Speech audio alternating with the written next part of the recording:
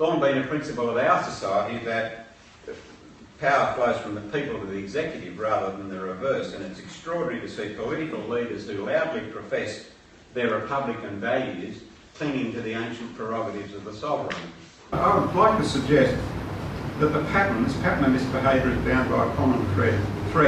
The fact that the power to deploy the Australian Defence Force into international armed conflict rests in effect with the Prime Minister, who has no institutional obligation to consult Parliament or indeed anyone else.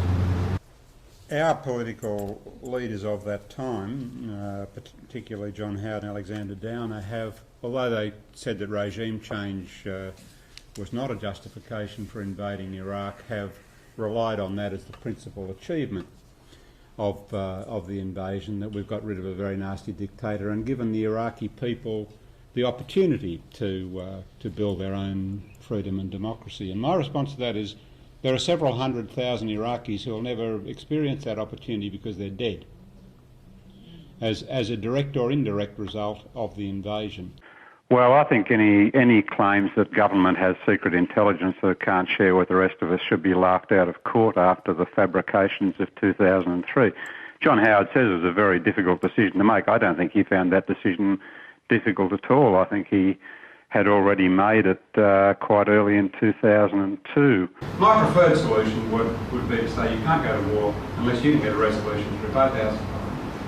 You can't have a budget unless you can get a resolution through both houses. If you can't persuade people that we need to have this war, I suggest it makes it less compelling. So I think the power has to be transferred to the people. So what are the arguments? There are three arguments that I commonly hear. The first of them is, it'll get held up by the minor parties in the Senate. If the government can persuade the opposition that the nation really is under threat, the minor parties in the Senate become irrelevant. So this sounds to me like an objection, an objection that it will limit the opportunity to engage in wars of choice. Well, yes, that is the whole point. The second argument is, well, what if Parliament's sitting and it might all take too long? Let me tell you, the Australian Defence Force is maintained in such a low state of material state and state of training and readiness that the Parliament can easily keep up with its capacity to go. The third one is government might have access to secret information it can't share. Well, I'm amazed that people can still advance that argument with a straight face after 2003. But there's a deeper point here, and that is we live in a Westminster democracy.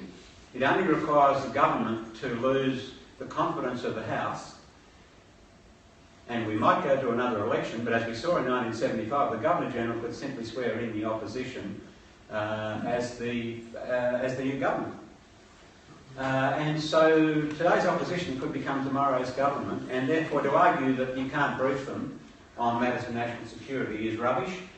Getting parliamentary approval is not going to be a problem, and also going to war is such an important business, you might even think about recalling Parliament. You know, it might just about be worthwhile recalling Parliament. And last, I'm going to intrude on everyone's patience and say our little organisation is entirely dependent on donations from the public, and I hope as you leave there'll be a couple of people with buckets up the back if you could see your way clear to putting a bit of a bit of loose change or the odd lazy $1 million that you might have in your back pocket in the green bucket. We would be very grateful.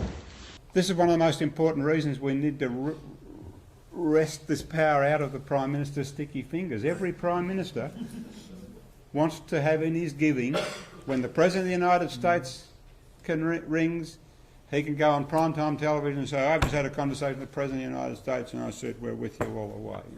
I never did. We really need to head in the direction of a transformational foreign policy where instead of just reacting to international events, we say, what kind of world would we like to see developed, and how can we bend all the efforts of Australian diplomacy to take us in that direction?